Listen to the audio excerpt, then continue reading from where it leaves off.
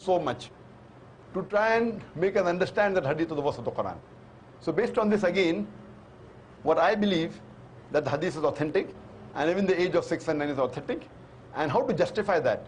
When I was in the medical college, I passed in 1991, and in the 80s, we were taught in the medical college that a lady, she reaches puberty and adulthood, maturity, at the age of approximately, in India, it is about 13 to 14, 15. In America, it's about 12 to 13.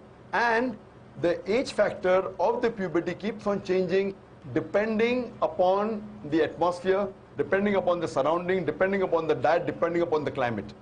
Today, medical science tells us that closer to the equator, the age of puberty is earlier. This is one point of it. And today, after science advance, we have come to know that because of the change in the atmosphere and the surrounding and the diet itself, today in America, as well as in India, there are cases in which there are sisters, mashallah, girls, at the age of 10, they reach puberty. They start having menstrual cycle. And today medical science tells us that if any lady starts the menstrual cycle at the age of 10, it is nothing unique. It's quite common. So the age of menstruation today has become a bit less, approximately 12, 13, 14. But even if a girl starts menstruating at the age of 10, even 9, it's nothing to be alarmed of. If the age of menstruation is below the age of 9, then there is a concern. So based on this scientific fact that we have come to know today, according to the Islamic Sharia, moment a lady reaches puberty and a gent reaches puberty, they can marry. Every country has its own law. For example, the law of India is that when a girl reaches the age of 18, they can marry. The law in USA is at the age of 16.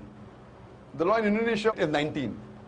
So for example, if a couple get married in America who are of the age of 16, so in America it's legal, but in India it's illegal. Now why has India chosen 18 and America chosen 16, we don't know. And there is a state in America called Texas, where coming down generations, that it's common to marry early. So therefore, in Texas state alone, even if the girl or the boy, they are of the age of 14, they can marry, it's legal. So there's a separate law for Texas because that's the society. So at the age of 14, if a girl or boy living in Texas marries, it's legal. What's illegal in India is legal in America. What is legal in India is illegal in Indonesia or Malaysia. So what we realize that everyone has his own criteria. As far as the Islamic criteria is concerned, I told you that once a girl or a boy reach the age of puberty, when they get matured, they can marry. So based on this, alhamdulillah, what we realize, Hazrat Aisha, may Allah be pleased with her, she was unique. And when we read the life history of Hazrat Aisha, may Allah be pleased with her, she was very intelligent, she was very matured, and alhamdulillah, mashallah, because of that, we know that many ahadith are narrated by the wife of the Prophet Muhammad.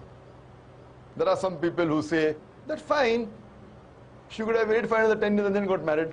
Some of the Orientalists, some of the so-called modern Muslim scholars. If she had waited for another 10 years, we know that after the Prophet married her, the Prophet hardly lived for 10 years. So if she had married after that, she wouldn't be able to narrate the hadith that we know.